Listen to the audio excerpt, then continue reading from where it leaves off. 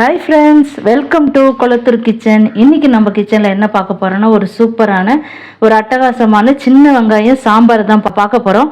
ரொம்ப அருமையாக இருக்கும். நல்ல மெடிசன் நிறைஞ்சது இந்த சின்ன வெங்காயம்.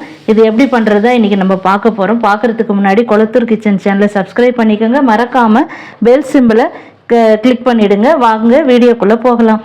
இப்போ ஃபஸ்ட்டு நம்ம என்ன பண்ண போகிறோன்னா பருப்பு வேக வைக்க போகிறோம் சின்ன வெங்காய சாம்பாருக்கு. இப்போ பாருங்கள், 1 டம்ளர் 100 கிராம் அளவுக்கு பருப்பு எடுத்து நல்லா க்ளீன் பண்ணி கழுவி வச்சுருக்கேன். இப்போ அது இந்த குக்கரில் போட்டுடலாம். போட்டுட்டு ஒரு 1/2 ஸ்பூன் மஞ்சள் தூள் போட்டுக்கலாம். பருப்பை நம்ம தனியாக வேக வச்சிட போகிறோம். பெருங்காயப்பொடி ஒரு கால் ஸ்பூன் போட்டேன். அடுத்தது தேவையான தண்ணியை ஊற்றி வேக வச்சுக்கலாம். இப்போ பாருங்கள், தேவையான அளவுக்கு பருப்புக்கு தேவையான தண்ணியை ஊற்றி இப்போ வேக விட்டுடலாம். இப்போ குக்கர் மூடியை போட்டு இப்போ வெயிட் போட்டு ஒரு 4 விசில் வர வரைக்கும் விட்டுடலாம். இப்போ கேஸ் ஸ்டவ் ஆன் பண்ணிக்கிறேன். ஆன் பண்ணிவிட்டு இப்போ குக்கரை எடுத்து அதில் போட்டுடலாம்.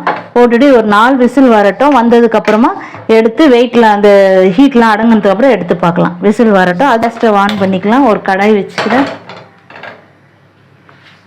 இப்போ தண்ணியெல்லாம் காஞ்சிருச்சு. இப்போது தேவையான அளவுக்கு எண்ணெய் ஊற்றிக்கிறேன். இப்போ எண்ணெய் காஞ்சதும் ஒரு 1/2 ஸ்பூன் கடுகு போட்டுக்கிறேன். ஒரு 1/2 ஸ்பூன் சீரகம் போட்டுடலாம்.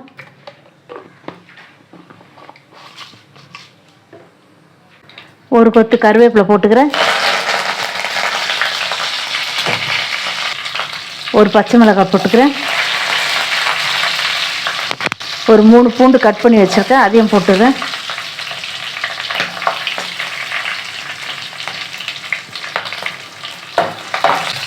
இப்போ இந்த சின்ன வெங்காயம் எடுத்து நல்லா தோல்லாம் உரித்து வச்சுருக்கேன், இதை போட்டுக்கிறேன்.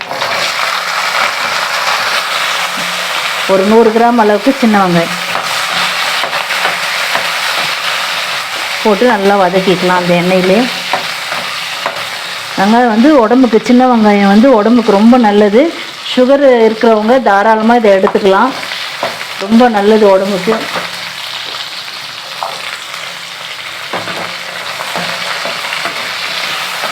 நல்லா கொஞ்சம் வதக்கி விடலாம். அந்த எண்ணெயிலே கொஞ்சம் அது வதங்கட்டும் நல்லா. சின்ன வெங்காயம், 2 தக்காளி அதையும் போட்டுக்கிறேன்.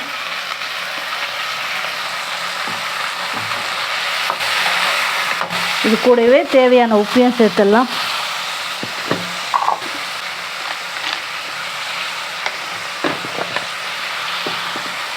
சேர்த்து நல்லா வதக்கிடலாம். இப்போ இந்த தக்காளி நல்லா குழஞ்சி வரட்டும். கொஞ்ச நேரம் விடலாம். நல்லா அந்த வெங்காயம் தக்காளி எல்லாம் கொஞ்சம் மசிஞ்சதுக்கப்புறமா மற்றதெல்லாம் என்ன போடுறதுன்றதை பார்க்கலாம். இப்போ பாருங்கள், தக்காளி நல்லா வெந்து வந்துடுச்சு. இப்போ நம்ம எல்லாத்தையும் சேர்த்துக்கலாம். இந்த பொடியெல்லாம் சேர்த்துக்கலாம். ஒரு 1/2 ஸ்பூன் மஞ்சள் பொடி சேர்த்துக்கிறேன்.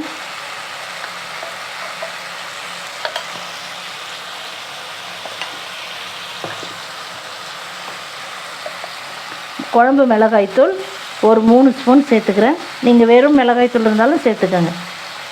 ஒரு 3 ஸ்பூன் குழம்பு மிளகாய்த்தூள். சாம்பார் பொடி ஒரு 2 ஸ்பூன் சேர்த்துக்கிறேன். இதுக்குன்னு அரைச்சி வச்ச சாம்பார் பொடி ஒரு 2 ஸ்பூன் போட்டிருக்கேன். இப்போ நல்லா மிக்ஸ் பண்ணிவிட்டு உப்பு ஏற்கனவே போட்டாச்சு. குழம்பு ரெடி ஆனதுக்கப்புறம் தேவைன்னா கூட கொஞ்சம் போட்டுக்கலாம். இப்போ நல்லா மிக்ஸ் பண்ணிவிட்டு இப்போ பாருங்கள், புளி கொஞ்சம் போல் எடுத்து கரைச்சி வச்சுருக்கேன். இப்போ அந்த தண்ணியும் ஊற்றிடுறேன்.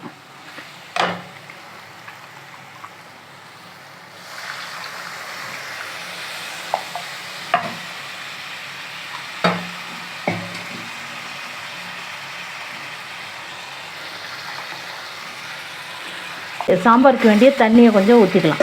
ஏன்னா பருப்பு ஊற்றும் போது ரொம்ப திக்காக இருக்கும். அதனால் தேவையான அளவு தண்ணியை ஊற்றி கொஞ்சம் கொதிக்கட்டும். கொதித்ததுக்கப்புறமா பருப்பை போட்டு மிக்ஸ் பண்ணி ரெடி பண்ணிடலாம்.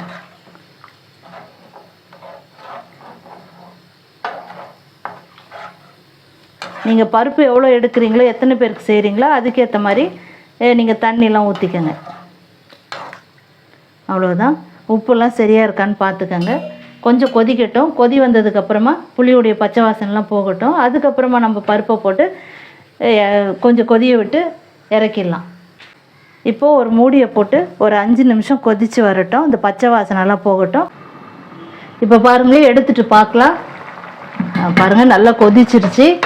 புளி வாசனையும் போயிடுச்சு, பச்சை வாசனைலாம். இப்போ நம்ம என்ன பண்ணலாம் பாருங்கள், பருப்பு நல்லா வேக வச்சு பாருங்கள் மசிச்சு வச்சுருக்கேன். என்ன பண்ண போகிறோம், இப்போ ஊற்றிடலாம், குழம்புல ஊற்றிடலாம். கொஞ்சம் இந்த இது கழுவிட்டு பருப்பு ஊற்றும் போது கொஞ்சம் இது குழம்பு திக்காகும். அதனால் கொஞ்சம் இந்த பருப்பு இதுவை கழுவி ஊற்றிக்கலாம் குக்கரை. பருப்பு ஊற்றியாச்சு, அவ்வளவுதான். நல்லா மிக்ஸ் பண்ணி விட்டுங்க. இப்போது திருப்பி ஒரு மூடியை போட்டு குழம்பு கொஞ்சம் கொதிக்கட்டும். ஒரு 2 நிமிஷம் கொதிக்கட்டும். அதுக்கப்புறம் எடுத்துகிட்டு பார்க்கலாம். இப்போ எடுத்துகிட்டு பார்க்கலாம் ஃப்ரெண்ட்ஸ், எப்படி இருக்குன்னு பாருங்கள். சூப்பராக கொதித்து வந்துருச்சு. இந்த நேரத்தில் நம்ம கொஞ்சம் பெருங்காய பொடி கொஞ்சம் மேலே அப்படி தூவிக்கலாம். சூப்பராக இருக்கும், மணமாக இருக்கும். அந்த மாதிரி போட்டு பாருங்கள். போட்டுட்டு கொத்தமல்லி தழை அப்படியே மேலே தூவி விட்டுக்கலாம். கொஞ்சம் கருவேப்பிலை. அவ்வளோதான். குழம்பு நல்லா திக்காயிடுச்சு பாருங்கள், சூப்பராக இருக்குது. இப்போ நம்ம கேஸ் ஸ்டவ் வந்து ஆஃப் பண்ணிக்கலாம். ஆஃப் பண்ணிவிட்டு வேறு ஒரு பாத்திரத்தில் நம்ம மாற்றிக்கலாம் குழம்ப. சூப்பரான சின்ன வெங்காயம் சாம்பார், ரொம்ப மருத்துவ குணங்கள் நிறைந்த சாம்பார் இது. வாரத்துக்கு இந்த மாதிரி 2 நாளாவது இந்த சின்ன வெங்காயம் போட்டு சாம்பாராக எடுத்துக்கோங்க. வத்த குழம்புலையும் செய்யலாம், போட்டு காரக்குழம்பு எல்லாத்துலேயும் இந்த சின்ன வெங்காயத்தை போட்டு செய்து சாப்பிட்லாம்.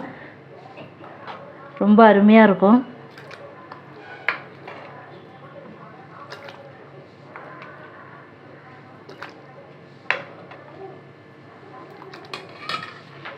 அப்படியே ஊற்றிக்கலாம் எல்லாத்தையும். அவ்வளோதான் ஃப்ரெண்ட்ஸ், சூப்பராக ரெடி ஆகிடுச்சு பாருங்கள். ரொம்ப சீக்கிரத்தில் முடிச்சிடலாம் வேலையை. பருப்பு தனியாக வேக வச்சுட்டு இங்கே தாளித்து விட்டோம்னா முடிஞ்சிடும் வேலை. அவ்வளோதான். கொத்தமல்லி தழையை கொஞ்சம் தூவி விட்டுடலாம் மேலே குழம்புல. அவ்வளோதான். ஓகே ஃப்ரெண்ட்ஸ், சூப்பரான சின்ன வெங்காய சாம்பார் ரெடி ஆயிடுச்சு. இதே போல் நீங்களும் செய்து பாருங்கள். செய்து பார்த்துட்டு எப்படி வந்திருக்குன்னு மறக்காமல் கமெண்ட்ஸில் சொல்லுங்கள் ஃப்ரெண்ட்ஸ். இந்த வீடியோ உங்களுக்கு பிடிச்சிருந்தா லைக் பண்ணுங்கள், ஷேர் பண்ணுங்கள், சப்ஸ்கிரைப் பண்ணுங்கள். மறக்காமல் பெல் ஐகானை கிளிக் பண்ணுங்கள். அப்போ தான் நாங்கள் போடுற வீடியோடைய நோட்டிஃபிகேஷன் உங்களுக்கு உடனே காண்பிக்கும். ஓகே ஃப்ரெண்ட்ஸ், இதே போல் இன்னொரு வீடியோவில் உங்களை சந்திக்கிறேன். Bye friends.